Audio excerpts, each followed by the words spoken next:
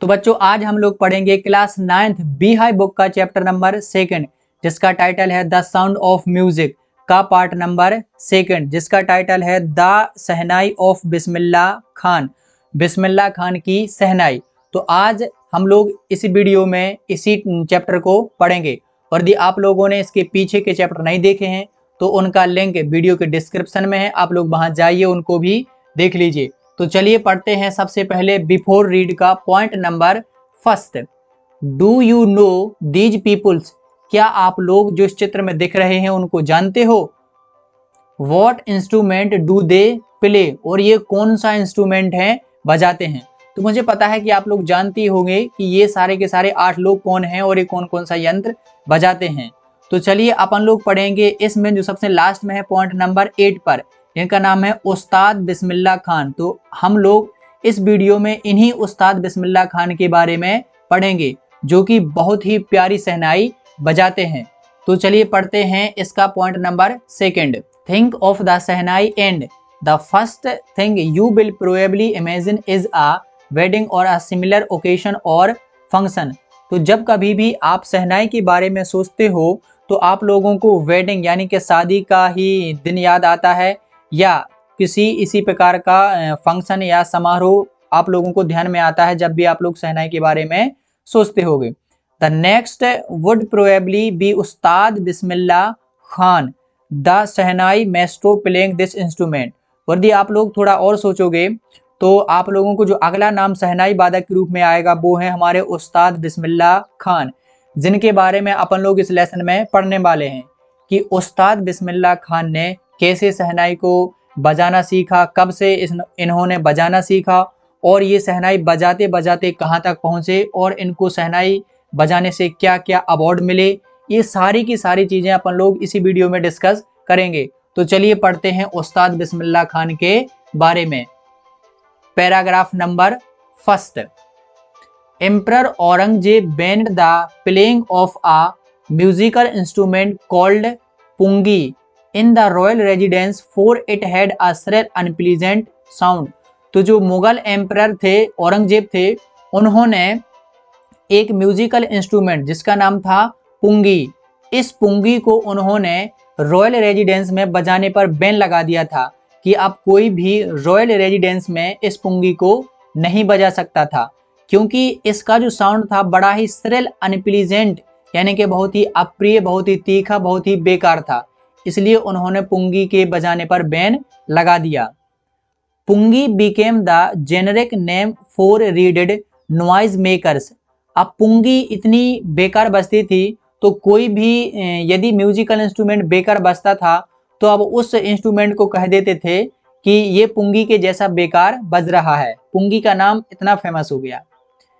Few had thought that it would one day B revived. तो किसी ने भी नहीं सोचा था कि अब जो पुंगी है वो पुनः जीवित होगी, क्योंकि वो बहुत ही बेकार बजती थी। A barber of a family of professional musicians who had access to the royal place decided to improve the tonal quality of the pungi।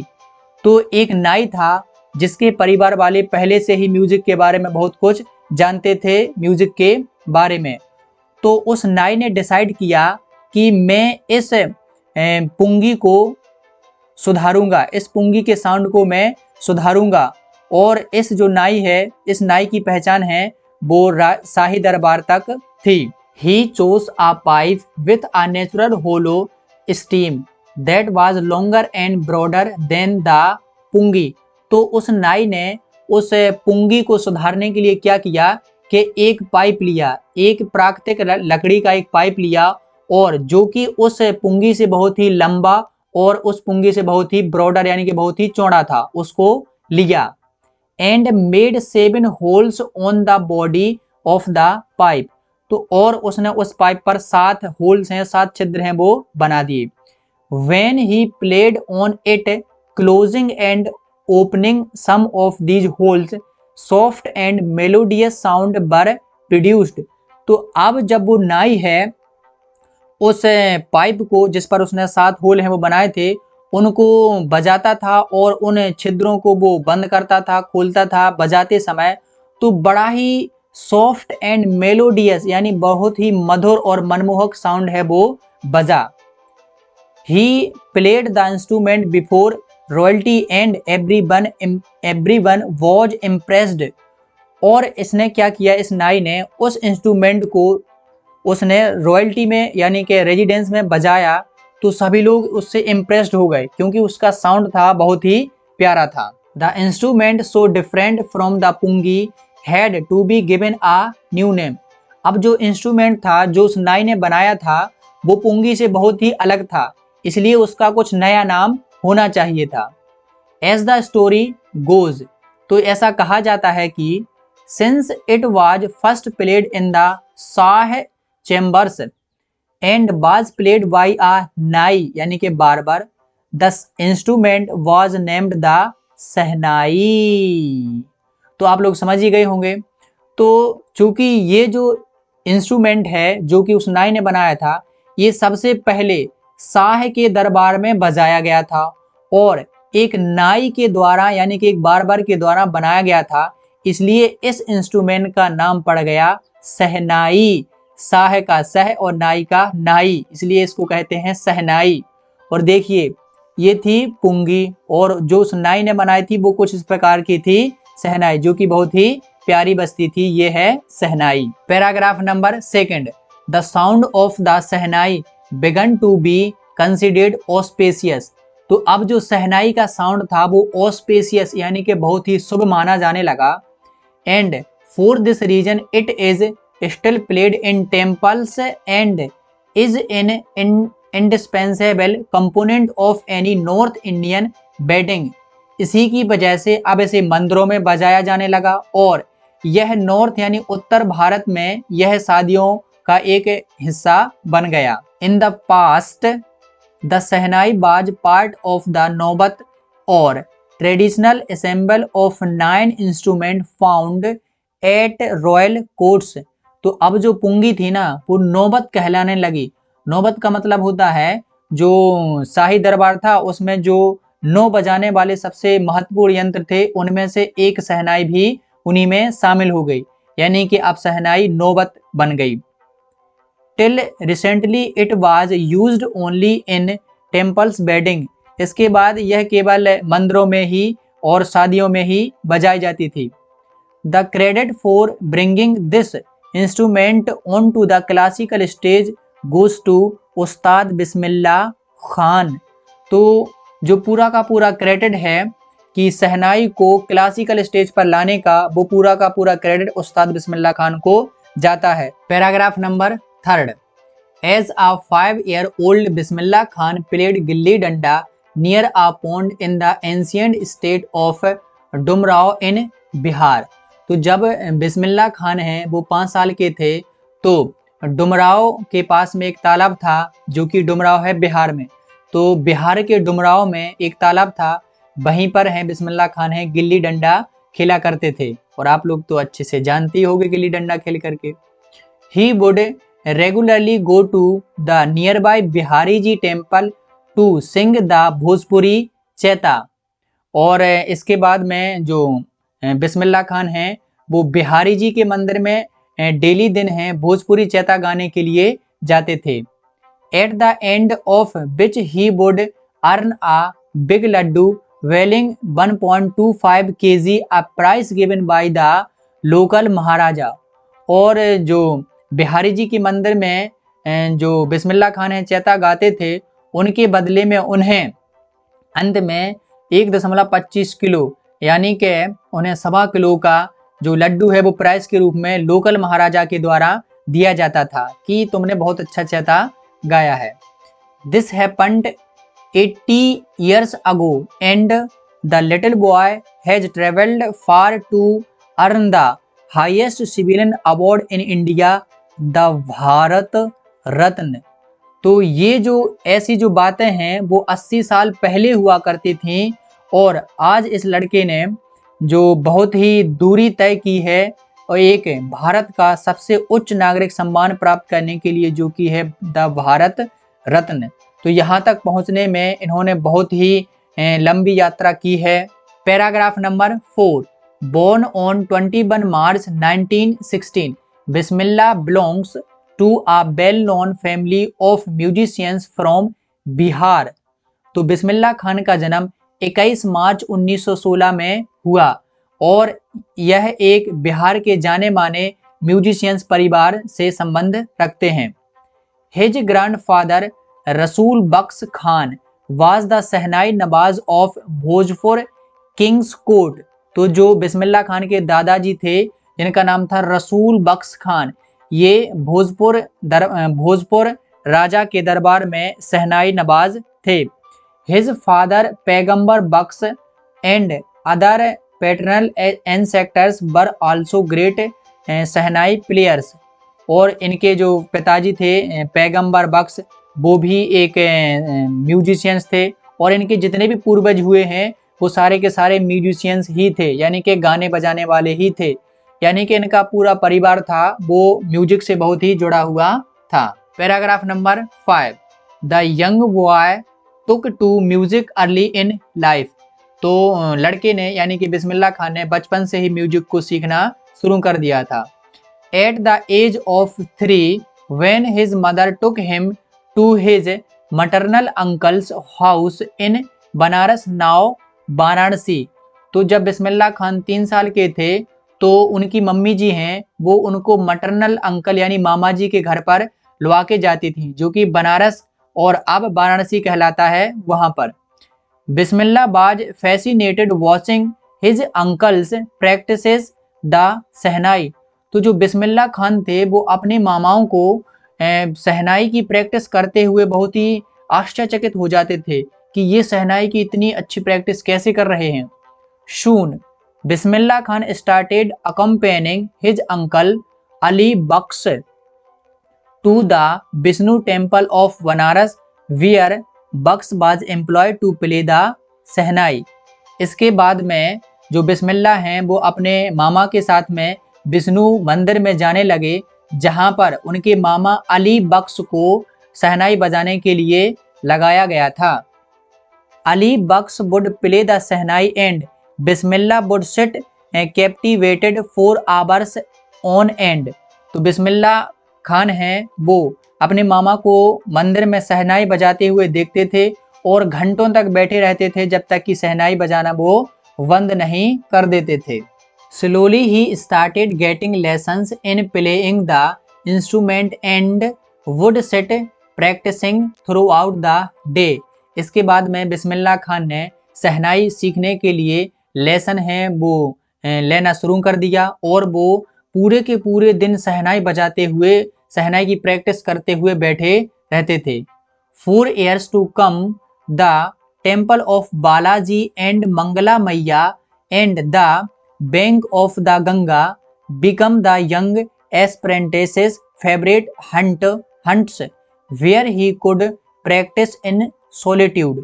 तो अब कुछ सालों के लिए बालाजी, मंगला मैया एंड गंगा मैया का जो किनारा है वो बिस्मिल्लाह खान के लिए एक बहुत ही प्यारी सी जगह बन गई, जहाँ पर वो बैठ करके बहुत ही अकेले में शहनाई की प्रैक्टिस करते थे और यही इनके फेवरेट प्लेस थे जहाँ पर ये शहनाई की प्रैक्टिस किया करते थे। The flowing water of the Ganga inspired him to improvise and invent ragas that were earlier considered to be beyond the range of the shehnai. तो गंगा नदी का जो बहता हुआ पानी है वो बिस्मिल्लाह खान को इस प्रकार इंस्पायर करता था कि वो नए नए रागों की रचना करते थे शहनाई बजाते हुए, जो कि पहले शहनाई की रेंज से बहुत ही दूर माने जाते थे। Paragraph number 6, at the age of 14 Bismillah accompanied his uncle to the Allahabad music conference. तो जब बिस्मिल्लाह खान 14 ईयर्स के हो गए तो वो अपने मामा के साथ में इलाहाबाद म्यूजिक कॉन्फ्रेंस यानी इलाहाबाद के म्यूजिक सम्मेलन में गए। At the end of his recital Ustad Faiyaz Khan patted the young boy's back.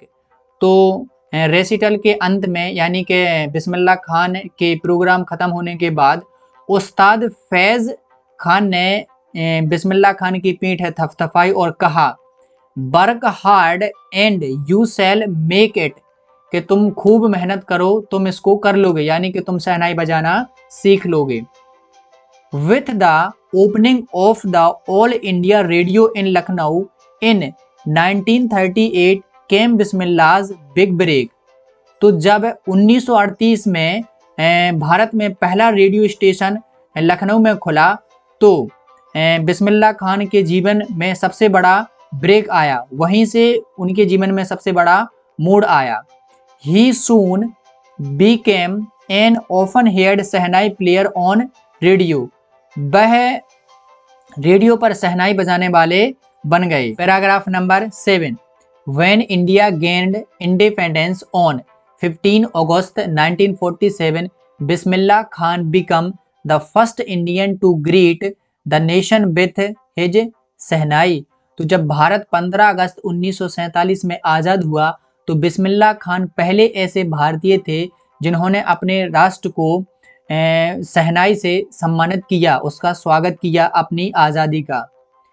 He poured his heart out into राग काफी from the Red Fort to an audience which include Pandit Jawaharlal Nehru, who later gave his famous Tryst with Destiny speech। और उन्होंने अपने हृदय से शहनाई बजाई, और शहनाई में उन्होंने काफ़ी राग बजाया, और सारी ऑडियंस के सामने, सारी जनता के सामने वो राग सुनाया। और इस ऑडियंस में पंडित जवाहरलाल नेहरू भी शामिल थे, जिन्होंने बाद में अपना सबसे फेमस भाषण ट्राइस्ट विथ डेस्टिनी यानी भाग्य से भेंट को दिया। Paragraph number 8। Bismillah Khan has given many memorable performance both in India and abroad. Abroad मतलब होता है विदेश। तो बिस्मिल्लाह खान ने बहुत ही यादगार परफॉर्मेंस दी हैं अपने भारत में और विदेशों में भी। His first trip abroad was to Afghanistan. उनकी जो पहली ट्रिप थी वो अफगानिस्तान की थी। Where King Zahir Shah was so taken in by the maestro that he gifted him priceless Persian carpet and other souvenirs.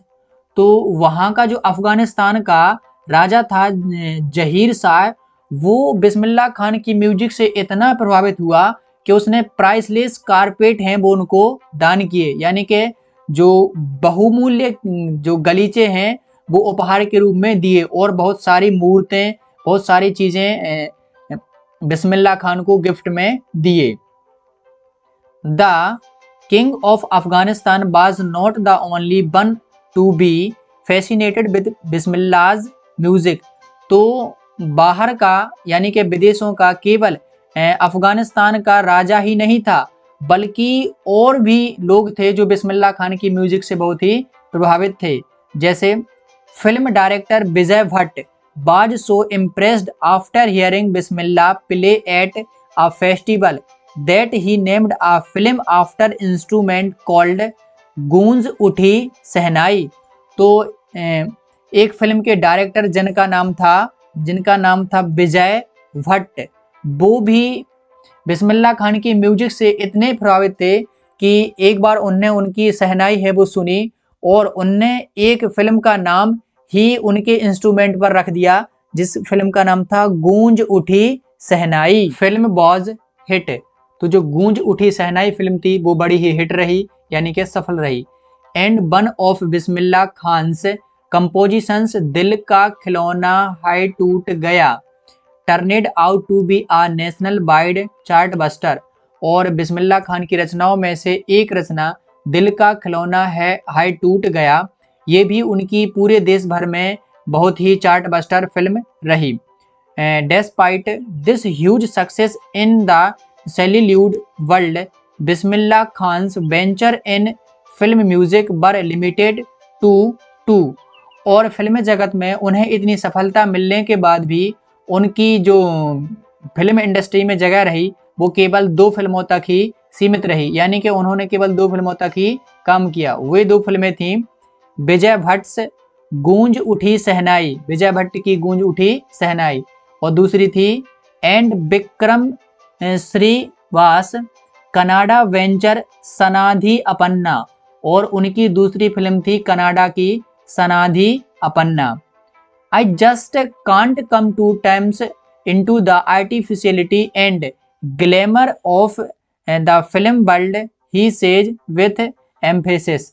तो यहाँ पर बिस्मिल्लाह खान बड़े ही ठहाका से या बड़े ही ऊंचे में कहते हैं कि मैं फिल्मी जगत की जो ग्लैमर है, वो जो आर्टिफिशियलिटी है, जो भागी तड़क भड़क है, मैं उसके साथ समझौता नहीं कर सका। Paragraph number 9, awards and recognition came thick and fast. तो अब बिस्मिल्लाह खान को अवार्ड हैं और उनकी पहचान है वो बहुत ही स्पीड में मिलने लगी, यानी कि वो बहुत ही फास्ट हैं, फेमस होने लगे। Bismillah Khan became the first Indian to be invited to perform at the prestigious Lincoln Central Hall in the United States of America. तो बिस्मिल्लाह खान भारत के ऐसे पहले व्यक्ति बने जिन्हें भाषण देने के लिए या प्रस्तुति देने के लिए लिंकन सेंट्रल हॉल, जो कि यूनाइटेड स्टेट्स में है, अमेरिका में है, वहां पर प्रस्तुति देने के लिए बुलाया गया।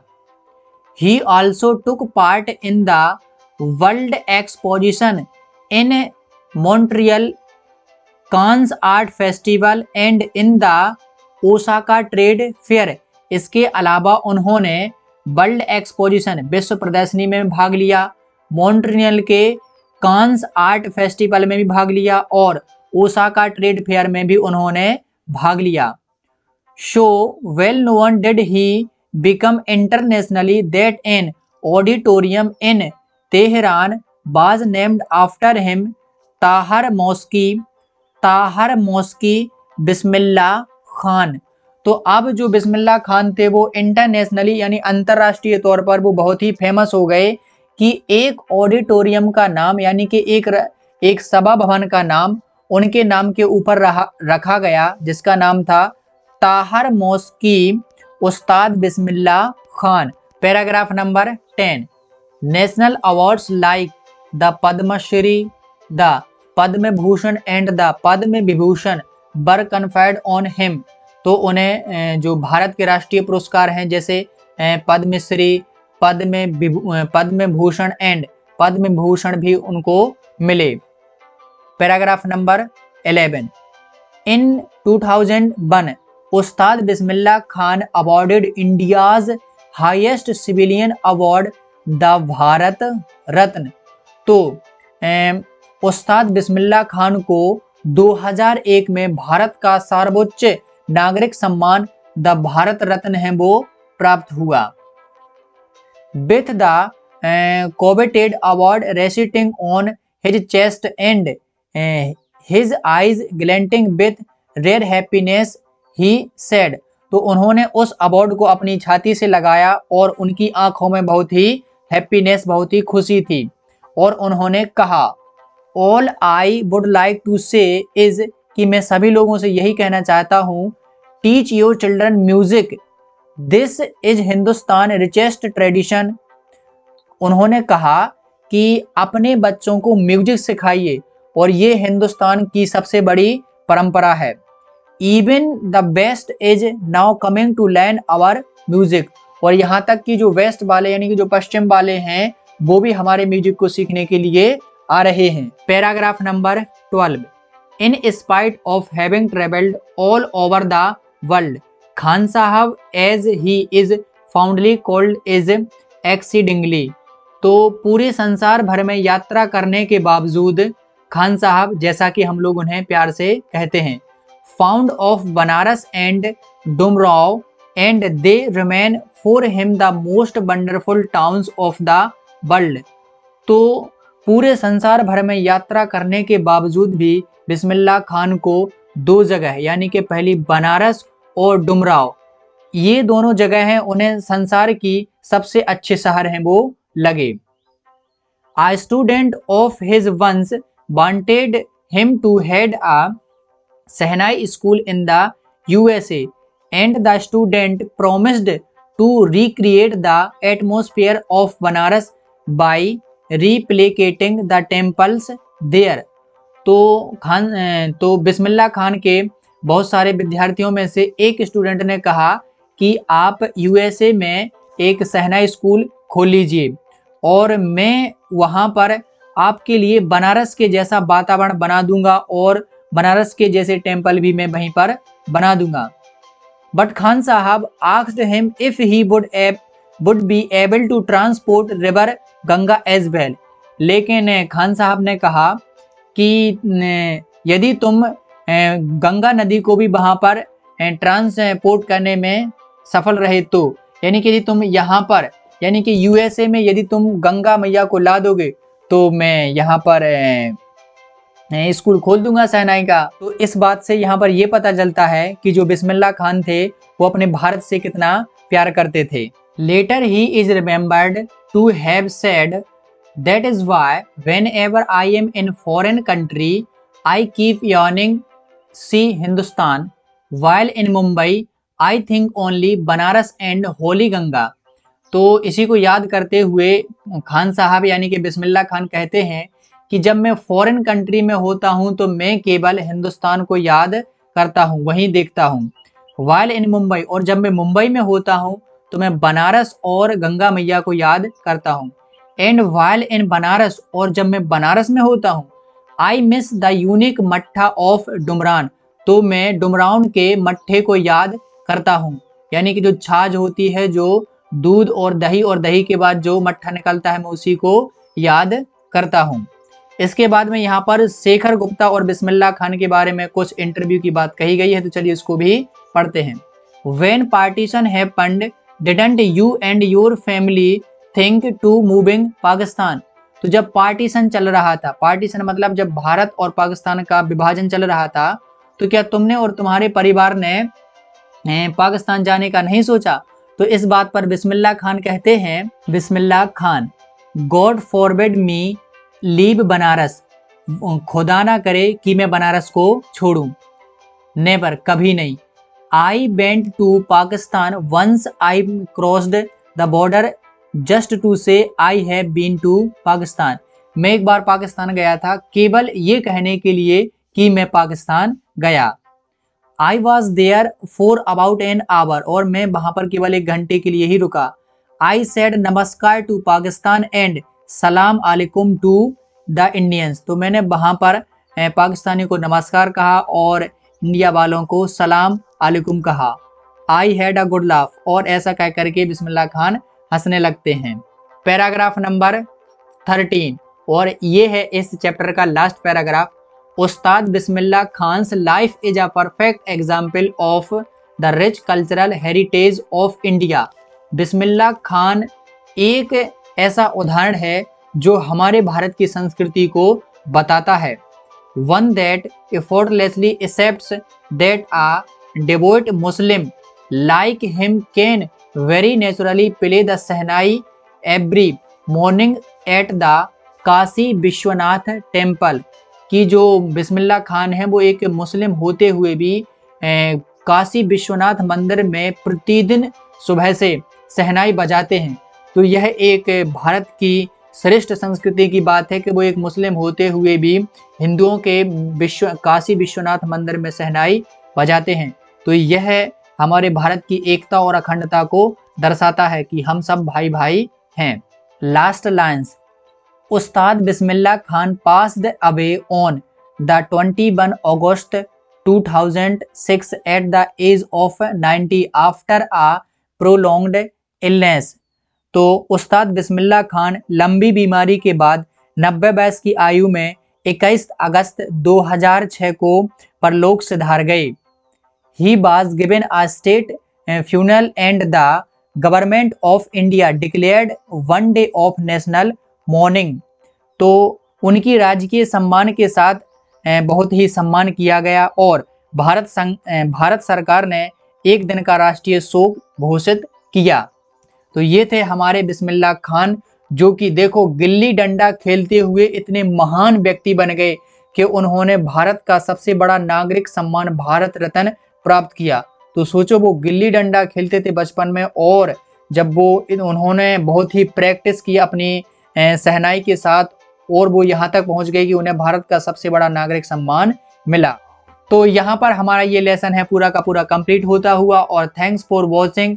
If this video is helpful to you, so please like, share and subscribe. यदि आप लोगों को इस वीडियो से कुछ लर्निंग मिली हो, आप लोगों को बहुत अच्छे समझ में आ ही गया है, so please like share and subscribe with your friends.